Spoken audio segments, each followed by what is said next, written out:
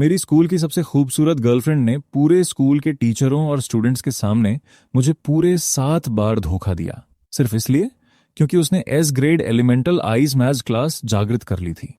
हर कोई मेरा मजाक उड़ाता था कि मेरा डिवाइन सैक्रिफाइसर क्लास डी ग्रेड के सबसे बेकार क्लासों में से एक है। सिर्फ इतना ही नहीं, हर बार किसी देवता को बलि चढ़ाने पर मेरी जीवन शक्ति कम हो जाती थी। यहां तक कि सबसे लंबी उम्र वाला सैक्रिफाइसर भी सिर्फ 25 साल तक ही जी पाया था। पहले जो प्रिंसिपल मुझसे बड़ी उम्मीदें लगाए बैठे थे, अब वही मुझे स्कूल से निकल जाने के लिए कह रहे थे। लेकिन उन्हें क्या पता था कि मुझे संयोग से एक गॉड लेवल टैलेंट, इनसाइट आई मिल गया था, जो देवताओं के दिल में छिपी हुई ऐसी इच्छाओं को देख सकता था जिन्हें वे किसी से कह नहीं पाते। मैंने अचानक सिर उठाकर उस खून जैसे लाल आसमान की तरफ देखा।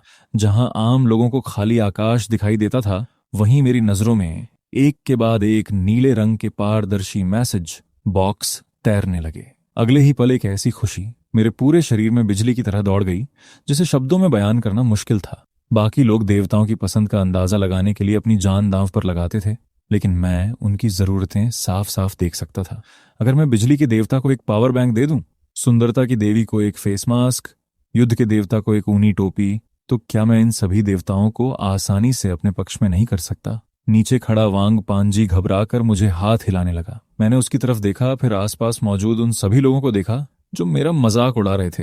मेरे होंठों पर धीरे धीरे पहले कभी न दिखी आत्मविश्वास भरी मुस्कान उभर आई।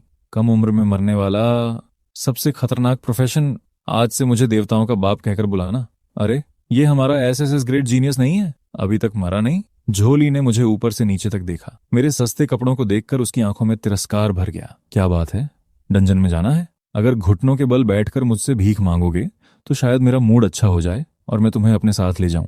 वैसे भी एसएसएस ग्रेड का चारा राक्षसों को काफी पसंद आएगा। हा हा हा। मैंने कोई जवाब नहीं दिया, बस इनसाइट आई चालू करके जो लई की तरफ देखा। इनसाइट आई सक्रिय, आज भी लाल रंग का लकी अंडरवियर पहना है, पैंट की जिप अभी तक खुली हुई है, बहुत पैसे देकर खरीदी गई किंग कांग बैटल एक्स। मैंने होंठ भींच लिए और बड़ी मुश्किल से अपनी हंसी रोक ली। मैंने झोली की बातों पर ध्यान ही नहीं दिया।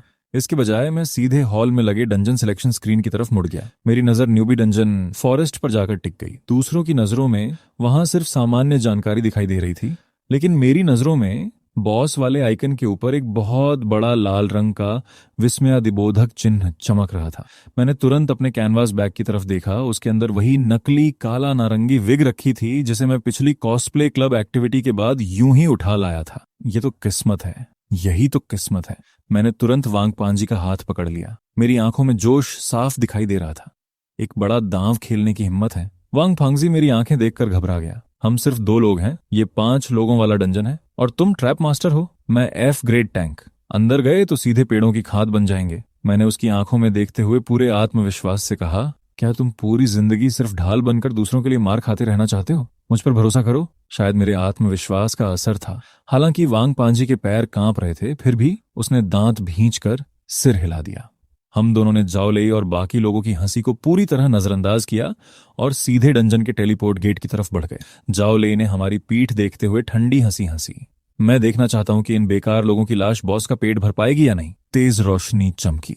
अगले ही पल मैं और वांग पांजी टेलीपोर्ट होकर डंजन के अंदर पहुंच गए। चेतावनी, वन में प्रवेश। टीम की संरचना बेहद अव्यवहारिक है। जीवित बचने की संभावना 0.01% से भी कम है। मत डराओ यार, मेरा दिल बैठ रहा है, मेरे पैर कांप रहे हैं। डर मत। बाईं ओर सामने वाली झाड़ी में एक लेवल 1 का जहरीला स्लाइम छिपा हुआ है। उसकी कमजोरी उसकी आंख है। दाईं ओर ऊपर पेड़ की डाल पर एक लेवल 2 का सूखे पत्तों वाला स्नेक है। उसकी कमजोरी उसकी 7वीं पसली वाली जगह है। वांग फांगजी, दाईं तरफ 2 कदम चलो, उस गड्ढे से बचकर निकलो। अपनी ढाल ऊपर उठाओ। हाँ, उसी डाल को रोक लो। सामने वाला फल मत खाना, उसे खा लिया तो 3 दिन और 3 रात तक दस्त लगेंगे। ऐसा लग रहा था जैसे पूरे मैप का हैक खुल गया हो। वांग पांजी को साथ लेकर वो खतरों से भरे जंगल में आगे बढ़ता गया। आई ऑफ इनसाइट की मदद से ये सब उसके लिए मानो बच्चों का खेल बन गया था। उन्होंने रास्ते के सभी युद्धों से बचते हुए सीधे बॉस रूम की ओर बढ़ना शुरू कर दिया। अगर यह नजारा बाहर वालों ने देखा होता तो उनकी आंखें फटी की फटी रह जाती। बाकी सभी टीमें जान की बाजी लगाकर लड़ रही थीं,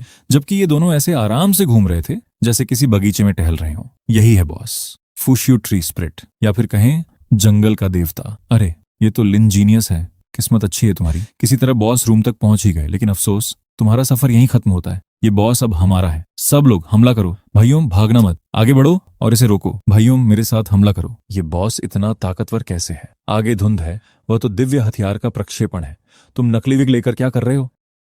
अपने लिए एक विग तो छोड़ दो। तुम पागल हो, जल्दी वापस आओ, तुम मर जाओगे। तुम्हारे हाथ में क्या है? ये स्पर्श, ये चमक, अची आखिरकार मेरे फिर से बाल आ गए। हा हा हा हा। लिशन, उस बूढ़े कमीने से अगली बार जब मुलाकात हो तो उसके मुंह पर बालों का एक गुच्छा जरूर दे मारना। तुम बहुत अच्छे हो, बहुत ही अच्छे। तुम मुझे समझते हो? हजारों सालों में तुम पहले इंसान हो जो मुझे समझ पाया है। वे बेवकूफ जो सिर्फ टूटे फूटे जादुई डिब्बे और जंग लगी तलवारें चढ़ाते रहे, उन्हें बिल्कुल नहीं पता कि मुझे सच में क्या चाहिए। बधाई हो, सॉन्ग चू को देवता का प्रतिफल प्राप्त हुआ है। देवता का प्रतिफल? लगता है इस नकली विग की कीमत मेरी कल्पना से भी ज्यादा थी। मेरे हाथ का घाव सिर्फ एक नकली विग देने पर दिव्य हथियार कैसे मिल सकता है? ये धोखा है। मेरे हेयर स्टाइल की तारीफ में बाधा डालने की सजा मौत है। छोटे भाई, ये विग तो बहुत अच्छी है, लेकिन लगता है इसे कुछ देखभाल वाले सामान की भी जरूरत है। मैंने सुना है कि इंसानों की दुनिया में कंडीशनर नाम की एक दिव्य चीज होती है।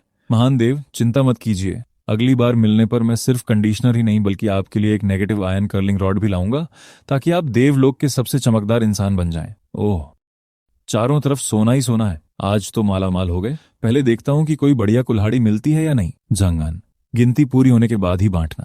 ये नामुमकिन है। हे भगवान, ये तो सचमुच एक राक्षस है। क्या देख रहे हो? सामान उठाओ। फैटी, ये तो बस शुरुआत है। उस बदकिस्मत लिंगशिंग ने एफ ग्रेड के निकम्मे फैटी को साथ लेकर 10 साल पुराना क्लियर करने का रिकॉर्ड तोड़ दिया। धोखा? ये जरूर धोखा है। वो एक ट्रैप मास्टर होकर भी कैसे क्लियर कर सकता है? अभी उसने सिस्टम का कौन सा बग इस्तेमाल किया? जरूर उसने किसी सिस्टम बग का फायदा उठाया है। मैं शिकायत करूंगा। मैं स्कूल से उसे निकलवा दूंगा। कमाल है। जल्दी देखो, फैटी के शरीर पर जो है वह तो डंगन से गिरा हुआ उपकरण है। लिंगशिंग, अंदर वाले बॉस को तुमने मारा था?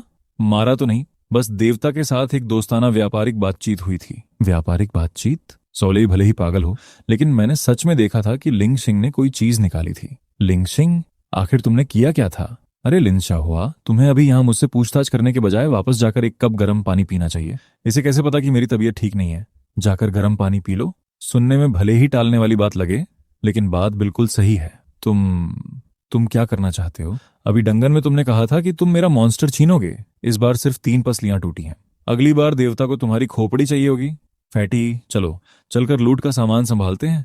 बहुत घमंडी है ये लिंगशिंग, बहुत ही घमंडी है, लेकिन बहुत हैंडसम भी है। एस ग्रेड की खूबसूरती भी दब गई। दोस्ताना व्यापारिक बातचीत, विग, देवता। लगता है इस दुनिया के नियम इस लड़के की वजह से बदलने वाले हैं।